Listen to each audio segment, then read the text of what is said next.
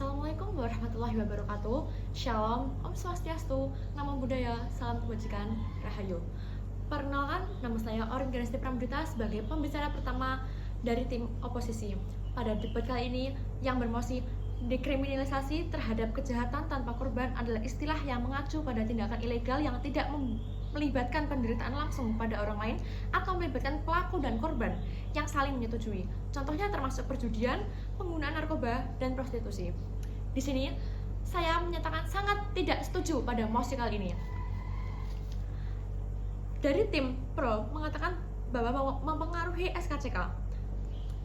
Catatan kriminal dapat mempengaruhi surat keterangan catatan kepolisian atau SKCK dan prospek masa depan seseorang. Hal ini justru merupakan konsekuensi logis dari tindakan yang melanggar norma sosial dan hukum.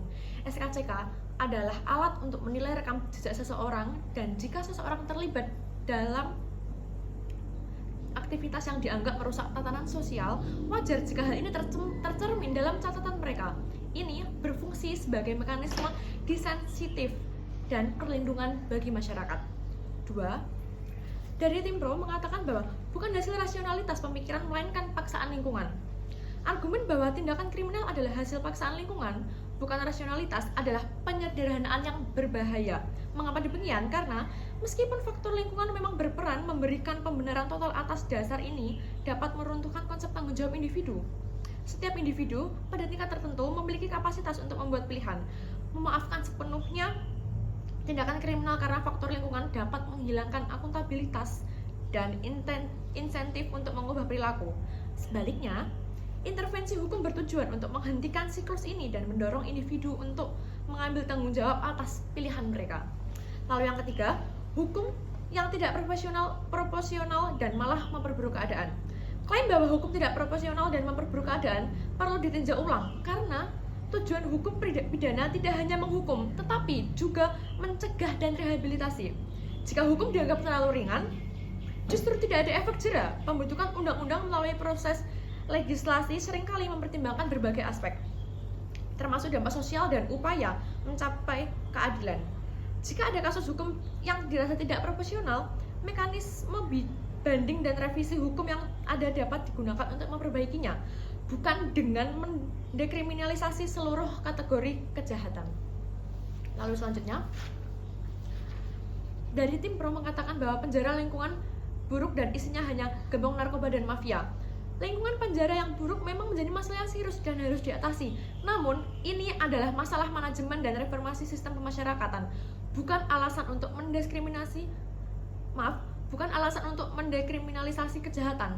Justru, dengan adanya hukum dan penegakan, ada potensi untuk mengidentifikasi dan memisahkan pelaku kejahatan yang serius dan mereka yang melakukan pelanggaran lebih ringan, serta menyediakan program rehabilitasi yang lebih efektif.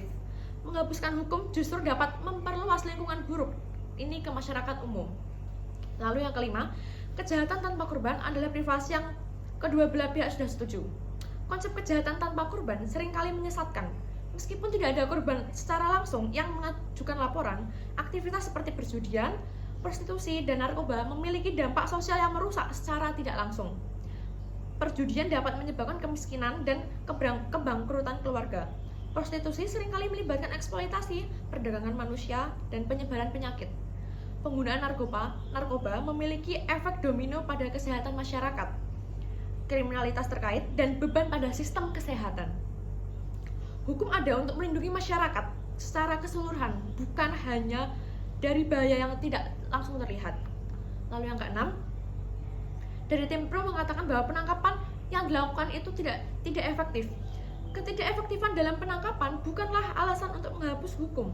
Sebaliknya, ini menunjukkan kebutuhan akan peningkatan kapasitas dan strategi hukum. Mengakui bahwa penangkapan tidak efektif berarti ada masalah dalam implementasi, bukan dalam prinsip hukum itu sendiri. Jika suatu hukum tidak efektif, solusinya adalah memperkuat penegakan dan memperbaiki sistem, bukan menyerah dan malah melegalkan aktivitas yang berpotensi merusak. Lalu yang ketujuh, kegagalan pemerintah dalam menjangkau para aktor.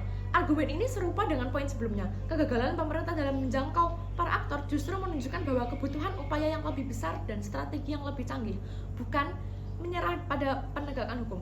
Jika pemerintah menyerah karena kesulitan menjangkau, ini akan menjadi sinyal bagi para pelaku kejahatan untuk beroperasi tanpa hambatan, memperparah masalah. Lalu, dari Timro mengatakan bahwa tidak akan ada pemberian hukum, denda, ataupun SKCK. Meskipun argumen ini menyerukan untuk tidak memberikan hukum, denda, atau SKCK, konsekuensinya adalah kehilangnya efek jera dan penegakan akuntabilitas. Tanpa konsekuensi hukum, masyarakat akan kehilangan alat untuk mengontrol perilaku yang merusak dan melindungi norma-norma sosial. Ini akan mengirimkan pesan bahwa perilaku tersebut dapat diterima, yang dapat menyebabkan peningkatan masalah yang lebih luas. Lalu, dari Timro juga mengatakan bahwa daripada di penjara, mengapa mereka tidak diberikan panti untuk rehabilitas? Rehabilitasi adalah komponen krusial dalam sistem peradilan pidana dan memang harus diutamakan. Namun, pemilihan antara penjara dan panti rehabilitas tidak selalu saling berdampingan. Untuk beberapa kasus, penjara mungkin diperlukan sebagai bentuk hukuman dan pencegahan, sementara panti rehabilitasi dapat menjadi bagian dari program pemasyarakatan atau alternatif untuk pelanggaran yang lebih ringan.